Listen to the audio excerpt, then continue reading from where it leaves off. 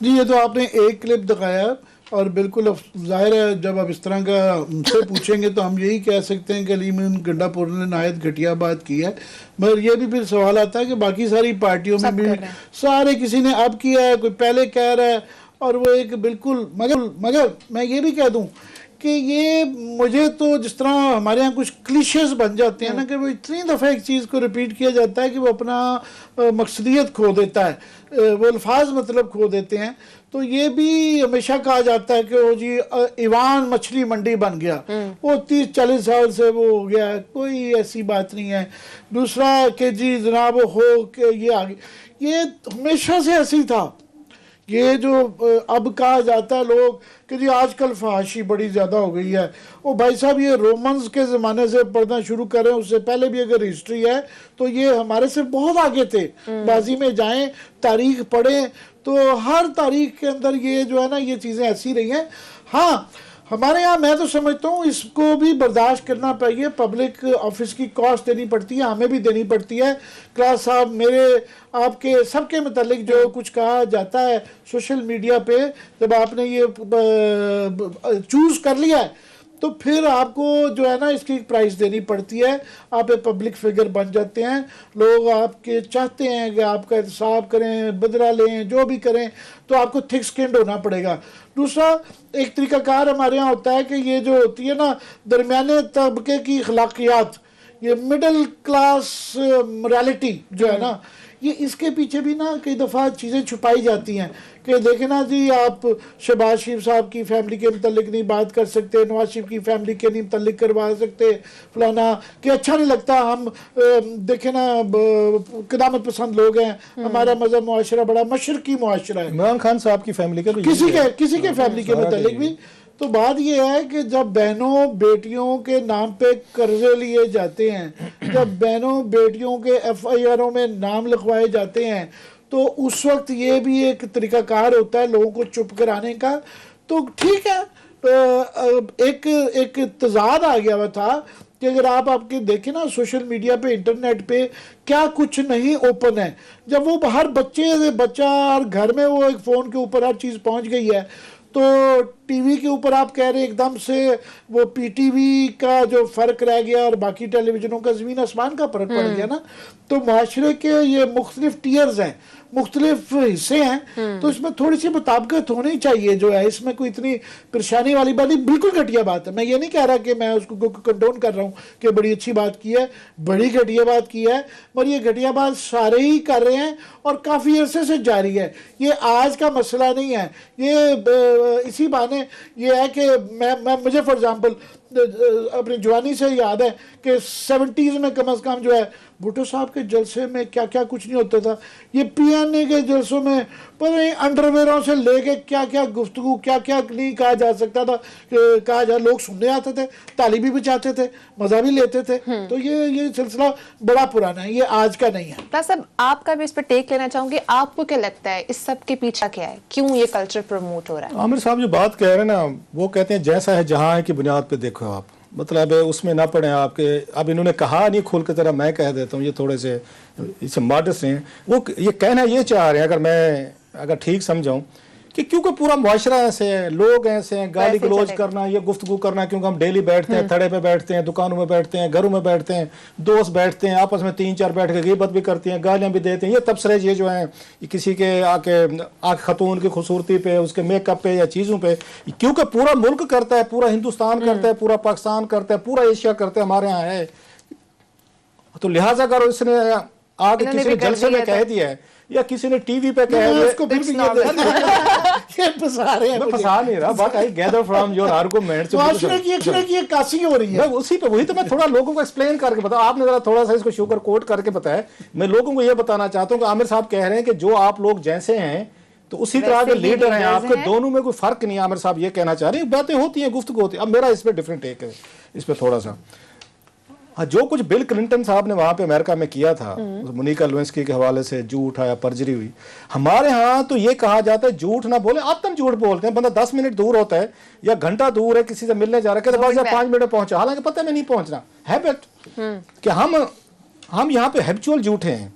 ایک اس پہ آیا ان کا کلنٹن صاحب کا انہوں نے کہا جناب پرچری جھوٹ بولا انہوں نے جو بھی تھا اس پہ ان کو باقی کوئی اخلاقی مسئلہ نہیں تھے، ان کا جو الزام یہ تھا کہ انہوں نے جھوٹ بولا، پرجری کی. اب اس کے پیچھے کنسیپٹ کیا ہمارے لیے، ہمارے جیسے لوگ بڑے ہنستے تھے.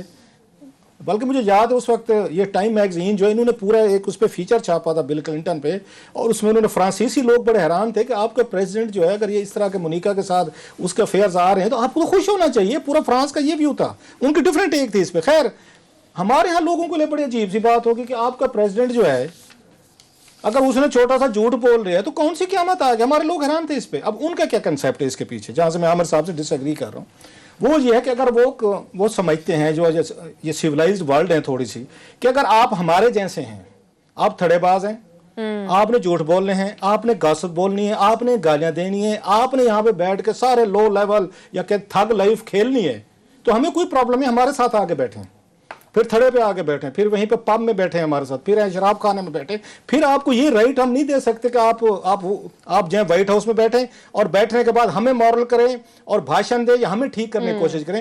ان کا یہ خیال ہے جو میری انڈرسٹینڈنگ مجھے سمجھ آ رہی ہے، ہمارا صدر، ہمارا وزیر اعظم، ہمارا وزیر، ہمارا لیڈر، ہمارا سیاسی پولیٹیشین، اس کا مورل جو ہے مجھ سے بہتر ہونا چاہیے. یہی وجہ میں اس کو رائٹ دے رہا ہوں کہ تم رول کرو میرے پہ. اگر وہ بھی میری طرح کا ہے، اگر اس نے میری طرح کی بکواسیات کرنی ہے، میری طرح اس نے گفتگویں کرنی ہے، میری طرح تھڑے کے اس نے آ کے اس نے وہاں پہ جگتیں لگانی ہے، تھڑے والی گفتگو کرنی ہے، تو پھر میرے پیسوں سے ٹیکسز کے پیسے سے وہ رول کیوں کر رہا ہے؟